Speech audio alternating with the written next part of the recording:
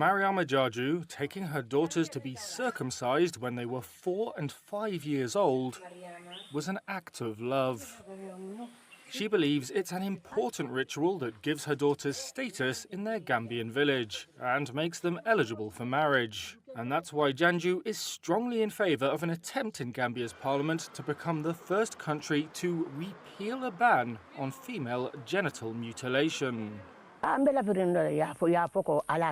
Yes, I want them to allow us to do it because they come here to advocate against it. But when I tried to speak up, they told us to stop. I told them that if we stop, the women will suffer because it is our culture, and our children will not learn about our traditions. Across Gambia, from villages to mosques to the corridors of power, a debate is raging around FGM. The practice is banned in over 70 countries, but remains widespread in some African nations and diaspora communities. And it persists in Gambia despite being outlawed by former dictator Yahya Jammeh in 2015. Anti-FGM campaigners say authorities do not seriously enforce the ban. The first FGM convictions only took place last year, 8 years after it was outlawed, when 3 women were found guilty of cutting 8 infant girls. According to the World Health Organization, FGM, which usually involves the partial or total removal of the external genitalia, brings no health benefits, only harm. The consequences are lifelong and can include chronic pain, recurring infections, problems with urination, menstruation and childbirth, pain during sexual intercourse, and trauma. The latest government data says almost 3/4 of women aged 15 to 49 in Gambia have undergone the practice, 65% of them when they were younger than 5. Under a mango tree in the village of Sintet, anti-FGM activist Fatou Balde is mediating a discussion on the issue.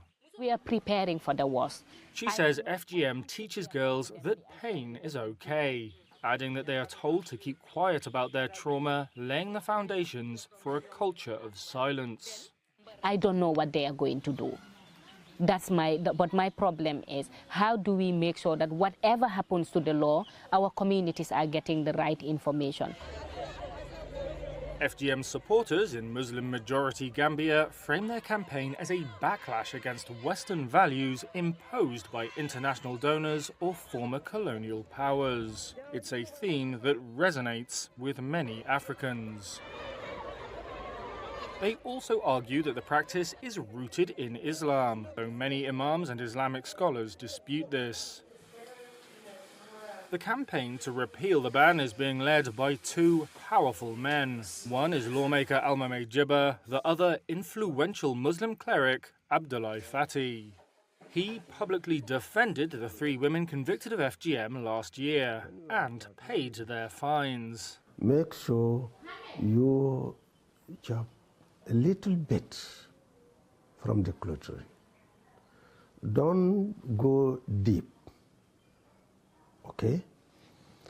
If you do as I tell you, that will be fine for both men and women.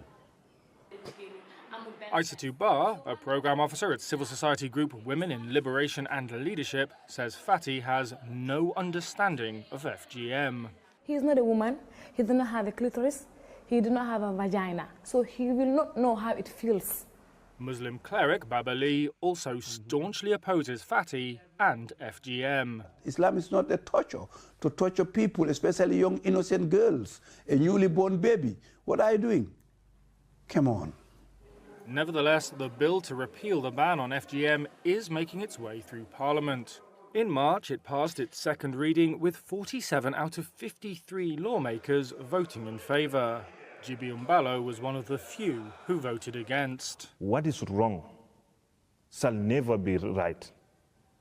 This is wrong, and I will start to say it's wrong. Even it is taking me to lose this seat, I was ready to resign and said, look, I will not be a part of a legislative that will tend to return my country in those old age. Rights advocates fear the bill's potential to ignite a wider effort to dismantle protections for women and girls, such as around child marriage and gender-based violence. There are also concerns of a ripple effect into other African countries. A final vote is expected later this month. Gambia's Information Minister Ismaila Cisse said the government did not support FGM, but that it would allow democracy to run its course.